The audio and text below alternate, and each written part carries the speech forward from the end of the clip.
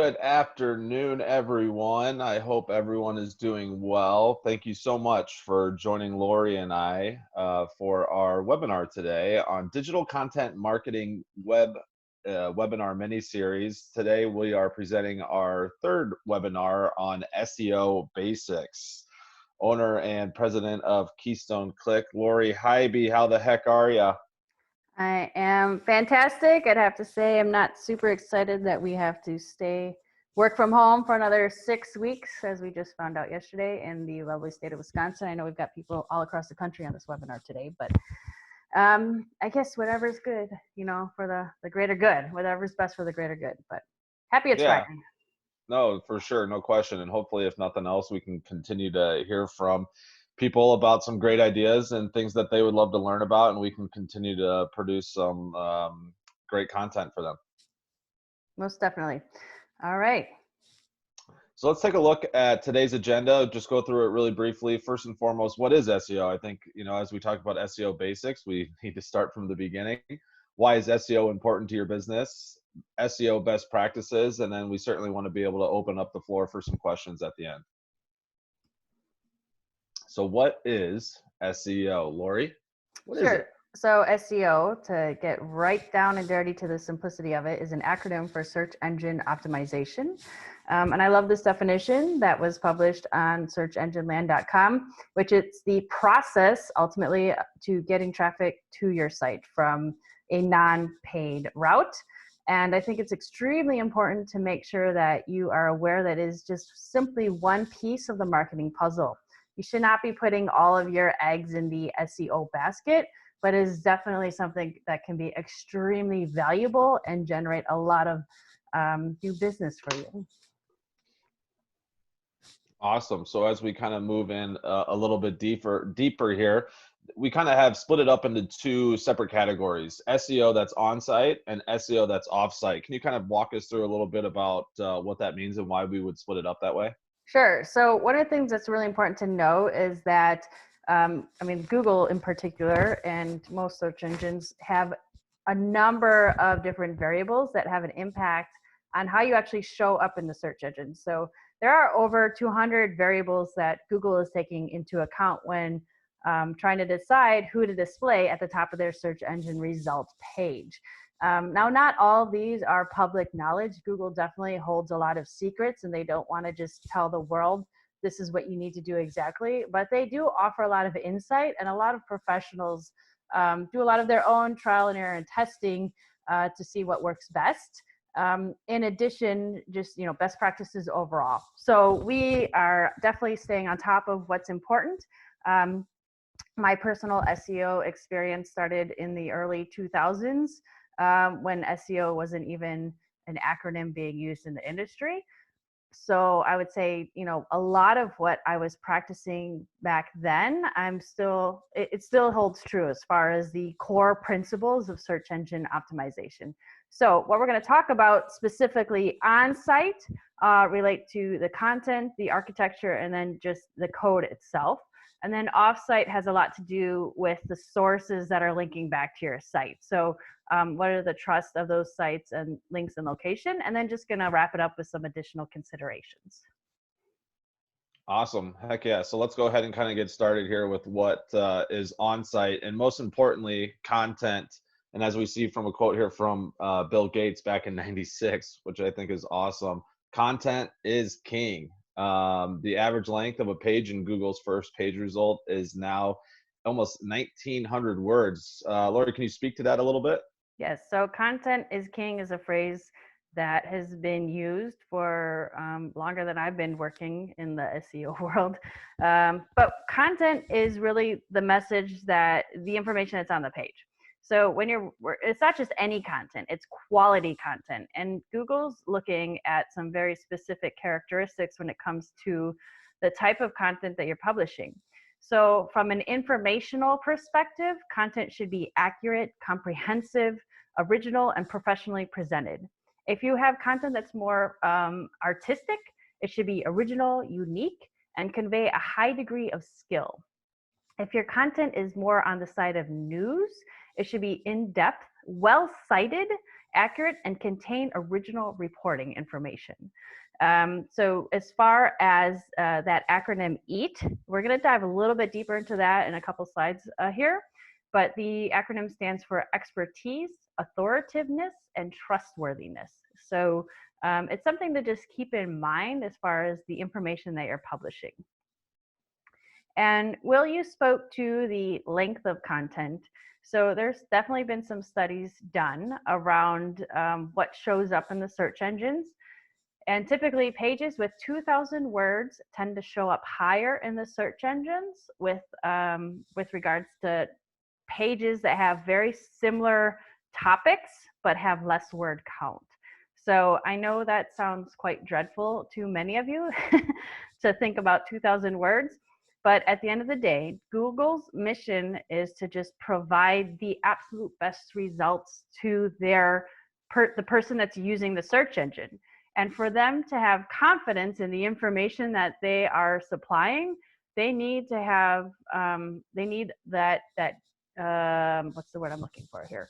They need a lot of fuel to have that confidence. Fuel meaning words and content to say, yes, this is high quality information and this is answering the problem or your query that you entered in. Now, when it comes to keywords, it's extremely important to invest the time in knowing how your customers are searching for you. And we're going to talk a little bit about this later, but understanding the intent behind the search. So for example, broad word here, but let's say I just type the word pizza into the search engine. Is my intent to find a pizza place that's near me? Or am I looking for a recipe to make my own pizza? Or am I looking for some nutritional value information related to pizza? So understanding the search intent is extremely important as far as how different phrases and words are being used. And we're going to definitely dive a little bit deeper into keywords as well, because there are a lot of different components to SEO where you should be using keywords and a lot of places where you shouldn't be duplicating the same keywords as well. Correct. So understanding, I would say that's probably one of the most important things is really to understand the core messaging that you want to embed within your site and make sure that it aligns with the intent of the search. So if you're a pizza place, you may not want to be sharing your pizza recipes. But also making sure that it's the messaging that's going to connect and resonate with your target customer, understanding that that's how they are searching for things in Google. Use that same language on your website. The last bullet here is making sure that the content is fresh and current. You need a reason to have Google come back and crawl your site. You also need a reason for site visitors to want to come back and visit your site. So this is why, as you've heard me say, maybe you haven't heard me say this numerous times, but those that know me know that I am the biggest advocate for blogging. It's a great way to continue to add value to your target customers and continue to add fresh content on your site. And a great place to start with that blogging is some of the FAQs. And we'll talk about that a little bit later as well. Yeah, it's safe to say that you suggest blogging a lot, for sure. I'll support you on that. I'm guessing on every single webinar I've talked about blogging. Yeah, at least which is good. I think it's a great reminder, and I think our current situation certainly allows for the opportunity to make sure we keep that top of mind as well. Mm-hmm. Most definitely. All right, so let's move into site architecture here, also known as a site map. And Lori, as you and I were kind of talking about this, what we have confirmed is that this is where we see a lot of mistakes being made by kind of those do-it-yourself websites or even novice web designers. And the reason, more than anything, is good architecture, makes content easier to search for search engines and users to access and navigate. And we just see that a lot of times it gets skipped over. Yeah, I would say, and a lot of people are looking at the eye candy of the site and making sure that it looks nice, but they're not putting in the time to understand the user experience. And the user experience, as you said, is for both the site user, but also the search engines. The search engines you have to make it easy for them to find all the pages on your site. So the crawlability factor is extremely important. You need to make it easy for the spiders or the bots to be able to crawl your site. Just recently, we conducted an audit on one of our client sites where we're doing a deep dive, and we found that there was a number of pages on their site that had a no index tag. And what that basically says is it's telling Google, do not put this page in your search engines. And they came to us because they're saying, why aren't we getting found in the search engine? So there's little things like this that can actually have a huge impact on your site. The next thing that's important to take a look at, and this came to light a couple of years ago, is the overall mobile experience of your site. So making sure that that user experience on a mobile device is simple and clean. Is it easy to navigate on a mobile device? Is it easy to click on the buttons on a mobile device? These are things that Google is looking at, and if someone is searching on their mobile device and your site does not have a nice, clean user experience on mobile, Google will not include you in their search engine results. Speed is important. There's a link right here that you can go to Google, their page speed test, and it'll give you some insights into, some things you might be able to do to make some changes to improve the overall speed of your site. If it takes a long time for your page to load, typically people are just going to hit the back button. And if that's happening consistently, Google's going to say, well, this information isn't of value. People aren't staying here. We're going to lower your page in the results. Security is a big factor. A few years back, you would only put an SSL on the page that's accepting credit card information or any sort of private information. But just as, hackers have continued to evolve, and data privacy is extremely important.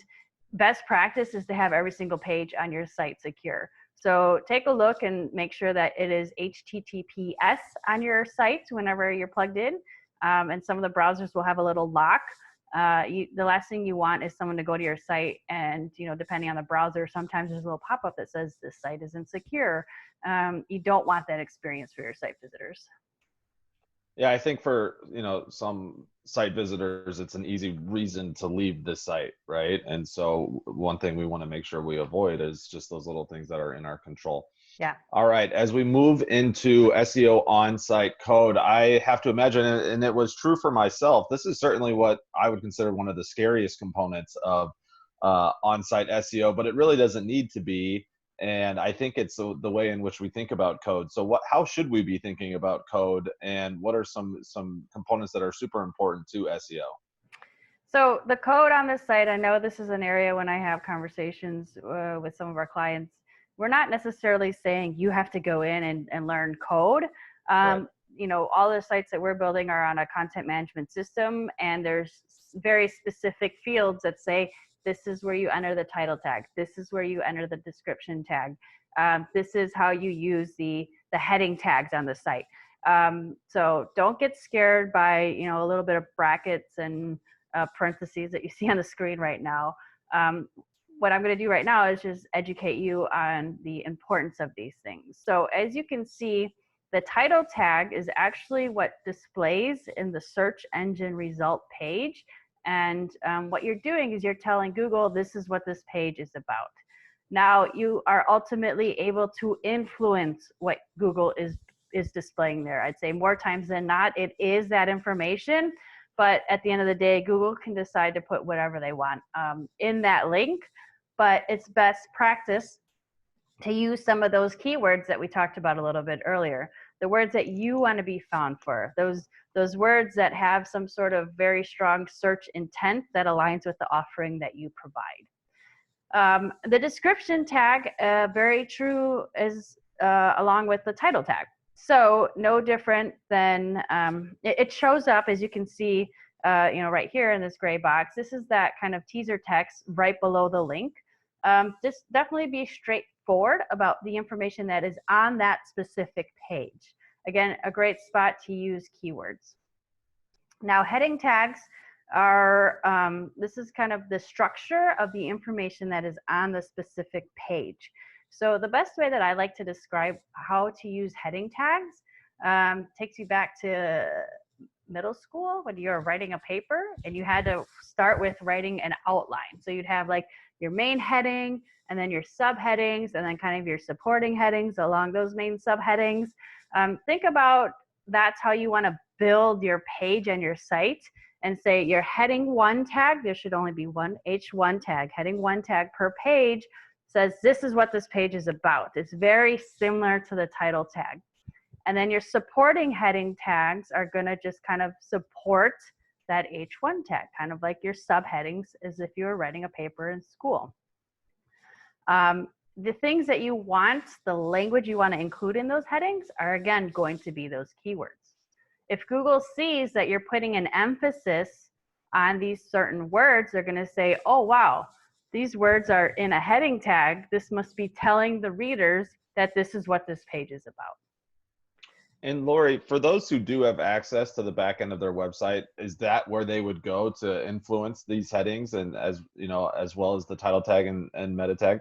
Sure. So usually within the body content area that you're able to edit on your site, I mean, everyone's got different platforms that they're working on, so it's hard to speak to the masses here. But typically you'll be able to define that this is a heading and how you want to structure that. A lot of designers and developers will use the headings simply for styling purposes on the site and say, you know, all heading 2 tags should be you know, size 17 or 18 fonts and Arial and bold, you know, and color green or something, which is great to help with styling. And that does help to break up the content and make it easier to read the information, but it also serves a purpose from the search engine optimization side as well. Good question, Will.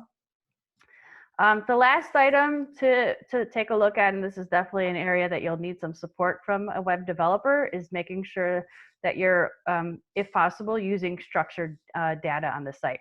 So that's just code that is embedded in your site that's letting the search engines know what exactly their content is about in one of their languages. So there's a website link at the bottom of the page here, schema.org, and basically there's a ton of different kind of, I guess, types of code or language that you can use. And I think one of the easiest examples that I like to share here is if you search for a recipe on Google and then you actually see in that featured snippet, like right away before you even getting to a page, a teaser of a recipe. Or if there's like how-to instructions, oftentimes you'll see steps right away, like step 1, 2, 3, and 4. That is using structured data to tell Google, this is what this is the type of information that's on my page. And it helps you to get what is referred to as a featured snippet. So this is that search. So I just, you know, have a little screenshot. Can a bad spark plug damage my engine? You know, and you're getting the answer without actually even clicking on anything. So you have to use structured data in order to get some of this exposure. Awesome. Cool. All right. Well, let's move from on-site now to off-site and talk first and foremost here about trust. I mean, as you can imagine, Google ultimately wants to provide value to its users, and, you know, value that the users can trust, right? If they started giving us, you know, results in any search engine that were kind of shady and sent us to some sketchy websites, right, we wouldn't go back and use those search engines anymore. So how is it, you know, it kind of feels like even this is similar to a human, right? Authority, engagement, you know, reputation. How is it that we're able to build trust on our websites so that we can appear higher in search engines? That's a good question. So, and that's where the authority component comes in. It does kind of tie into the next topic, which is links, but they're looking at the overall expertise of the information that is being supplied. So if you're providing a lot of really high value information and a ton of people are linking to you or citing your content as a reference, then Google's going to say, wow, these guys know what they're talking about. A lot of other sites are trusting the information that is being displayed here. So again, a little bit on the linking side, but also looking at the credibility of the site that is linking to you. So if it's, let's say it's a university with a .edu and they're citing some of your information, that's going to get higher credibility than your local coffee shop that's linking to you. As far as engagement goes, Google may be looking at how long are visitors staying on your site. So if they're staying there for a long time, then you have good content to provide. But if the average visitor is only staying on your site for 10 seconds, Google's then going to say, well, there's probably not really good information here. We're going to lower them in the rankings. And then reputation, how are others viewing your site? How are others engaging with your site? Google reviews could be a factor in this. Again, links from reputable sources. So if high value sites are citing your information or linking to you, that's going to help increase the trust factor. So definitely want to look at, what types of information are linking to you, and if there's opportunities to increase that or get cited by high credible sources. Lori, is it safe to say that if on-site SEO might be considered more of kind of a quick fix or things that you can go in and actually have, quick impacts than off-site? We're kind of playing more of that long game where it's more of kind of about just rolling up your sleeves and sticking through it for time and time again to kind of build that trust. And even as we move into links as well, building backlinks. There's no short-term solution for SEO. It is a long-term game. Yeah. And it's something that you have to be consistently doing. It's not, I've seen a lot of people that just like, oh, we're just going to do a one-site optimization on your site.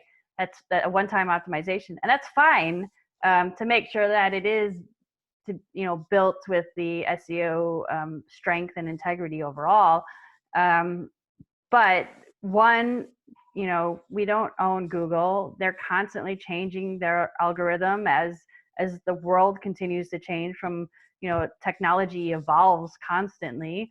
And two, your competitors are continuing to add, SEO backlinks and content. And, if you're just going to sit idle while other people are building more content, you're just going to continue to drop in the ranking. So it's extremely important to consistently work on high value content and building some of these links. So as far as links go, again, talking about like the authority or the source of the link that's pointing back to your site, the higher that trust factor is of the source of that link, the higher the trust factor is going to be on your site as well.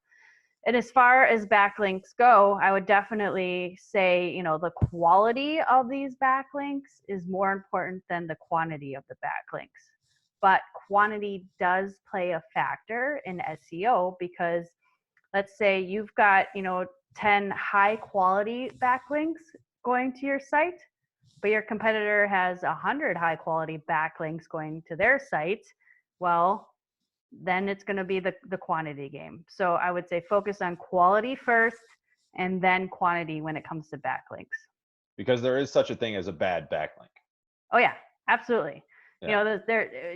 Many years ago, link farms were huge, where you pay someone $50 and you get your website link on their site. And then, you're on a page with 1,000 of other links. That is considered a very low quality backlink. Right. You want to make sure you're putting the time and energy to have high quality sources linking to your site. So how do you get these backlinks? This is a question I get often. Submitting press releases. There's a lot of sources online to submit your press releases. And then if you do get picked up, or your content gets picked up by any major media outlets, that's huge. Those are considered high quality sources. Guest blogging on other people's content. So if you identify sources that have high value and high credibility within their site, and they offer some sort of guest content that you can submit to their sites, definitely consider doing that. Being a guest on other people's podcasts or video casts, so that usually they're going to send a link back to your site as well, is a helpful source. The organizations that you're involved in oftentimes will give you some sort of opportunity to have an online profile and really highlight your membership. I would say absolutely take advantage of that. Make sure you're filling out the description, you're putting in the tags that say this is our industry, this is what we do, and then you're putting links back to your sites. So it's just the more opportunities you have to build some of those links back to your site, the better. Awesome. Let's round out our offsite SEO here with location. Location, as you can imagine, an incredibly important tool here. As you can see, local searches account for 46% of all searches on Google. So tell us a little bit more about location and how to make sure we're executing what we need to. Yeah, so if you think about location, and this is something that I would say happens more times than not, you start typing something into Google, and then one of those recommended link searches and their drop down has the phrase "near me" after that, and that's really what location is all about. So one of the best practices I would recommend is to take advantage of the Google My Business information. So just type in Google My Business and make sure you're fully filling out every single field that is made available to you. That Is that free, Lori? That is free, Will. Oh I was my just about to gosh. say that. Oh my gosh. Exactly. There's tons of ways to make sure that you're properly communicating to Google the information about where you exist and where you conduct business. The more that you can do that, the more information you can give to Google, the better chances you're going to show up when someone is looking for your offering in a very specific region. Going back to search intent, this is very important part as well. So from an informational perspective, this tends to be more upper funnel queries, meaning users are beginning their research and looking for more information about a topic or solution to a problem. Navigational search intent, these queries usually include brand or company names or specific products or services. Users may be searching for a particular model, product, or service and are interested in the latest news related to that company or brand that's out there. Commercial, I want you to think of these as kind of that middle of the funnel type search that's happening. So users are deeper in their research and they're looking for more information, maybe the process, and maybe considering the buying stage, which is ultimately that transactional phase, which comes down to they're ready to buy. So they're looking at price, they're looking at are there deals, they're looking, so that's kind of your bottom of the funnel. So think about where someone is in their search process and how location is a factor. If they're just looking high level information, location isn't going to be as important as more that commercial transactional component.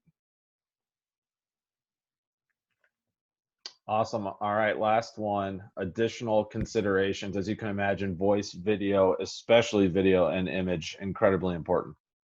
Yeah, I think these are things to not forget about. It's extremely important to know that voice is definitely evolving as a search tool. Excuse me. And think about your Siri, your Google Assistant, Alexa. These are all voice searches, and you want to make sure that your offering is going to show up. So as long as you're implementing best practices for SEO in your website, including leveraging that structured data, that's going to help you with optimizing for voice. When it comes to video, it's obviously YouTube is owned by Google, and that's why oftentimes when you're conducting a search in Google, YouTube results show up.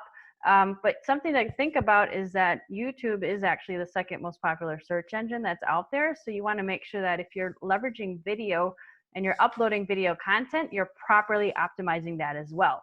That includes the title of the video and the description of the video and how you tag that information.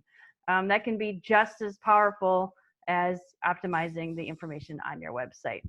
And I would say fairly recently, maybe in the last year or so, images have become something that Google's been paying a little bit more closer attention to. So something to think about, especially if you're using stock photography on your website, Google is recommending to use original images that are going to have, help you stand out. And when you are using images, make sure that they're named properly, not just image, 123.jpg.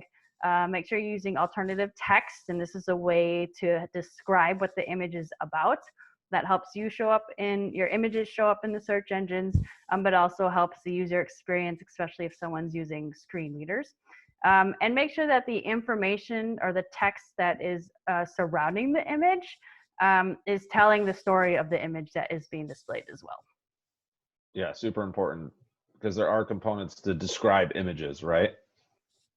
Oh, yes, that's the alt text, the alternative text. Yep. Awesome. All right. So why is SEO important to business? Let's keep trucking along here.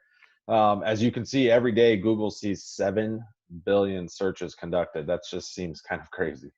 It is crazy. And there we go.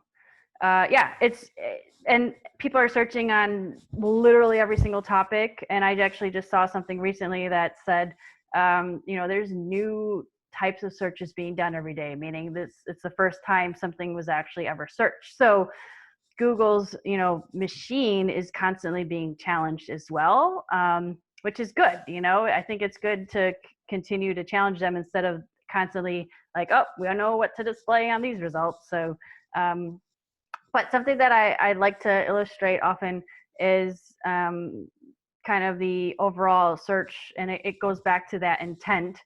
Just a different way to tell the story is, you've got a generic search, and this is that initial pain or challenge that is being presented.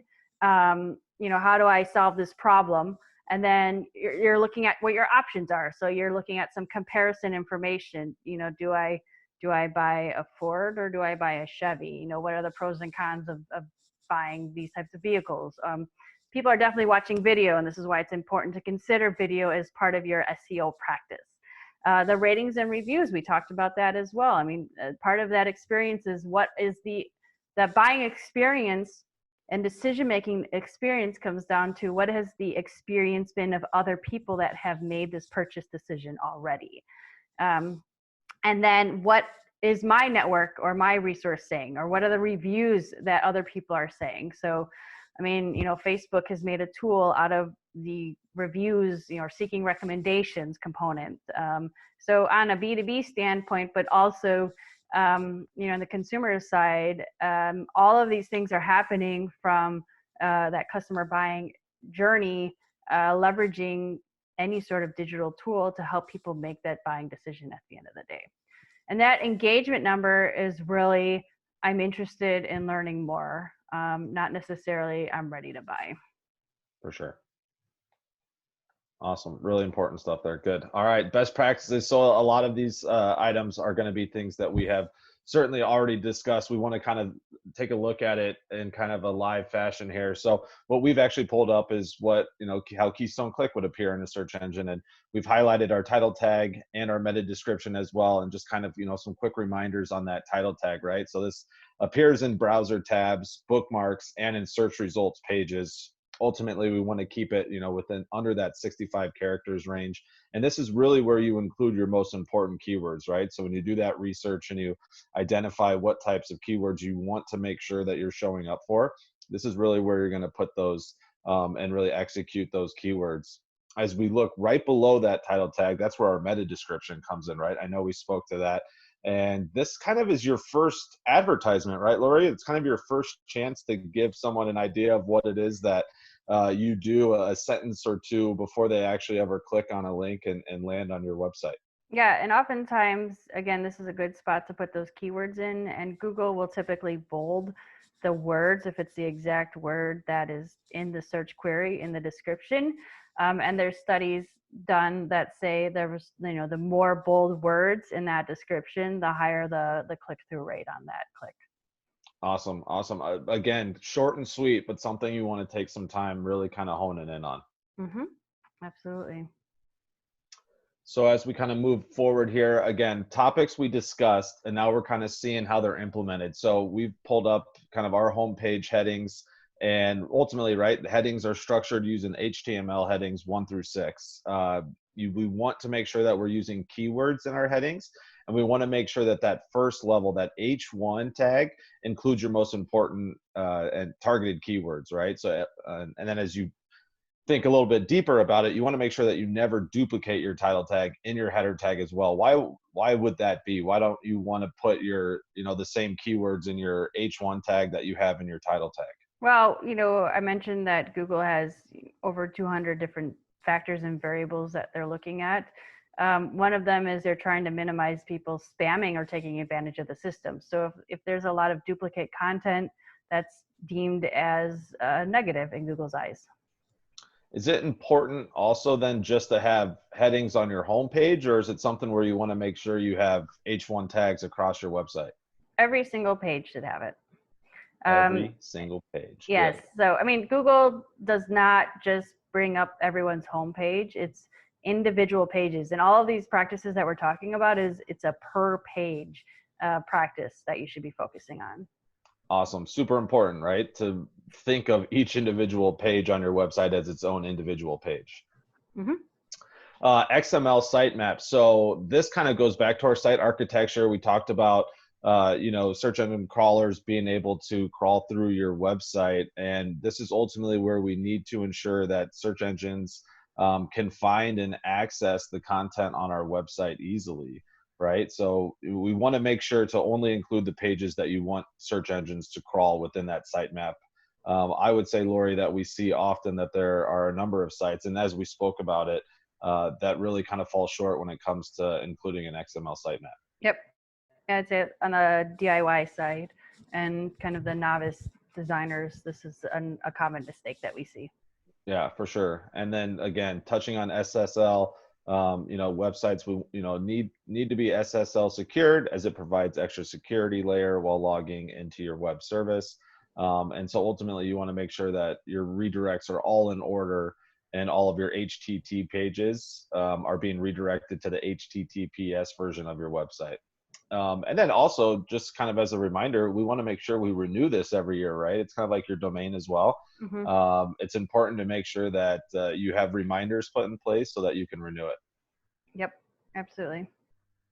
And then lastly, backlinks. We just spoke about it. Ultimately, just kind of a reminder here, links that point to your website from other websites. They're kind of like letters of recommendation, right? At the end of the day, which I think is a good way to look at it. And not all backlinks are good backlinks. We want to make sure that we have high rating sites for overall quality of our backlinks, pointing back to our website. That's where you're going to get those best results. Yeah, and I want to just reinforce as a best practice, again, that this is not a one and done, I did it, I'm going to wash my hands and move on to the next task. It's extremely important to be consistently working on providing high value content on your site, making sure that the technical structure of your site is sound, and that you are constantly working on building high quality links and backlinks to your site. Absolutely. And so in summary, Lori, we spent a good deal of time really diving into what SEO is, why it is important for our business, and as well as some best practices. And I just included some of the sources of information if anyone wants to dive deeper into some of this. So searchengineland.com has some fantastic information. WooRank.com, schema.org is a site that gives you some insight into structured data. And then 99firms.com gave us a lot of the facts that we saw. Right now, we've got an offer for you.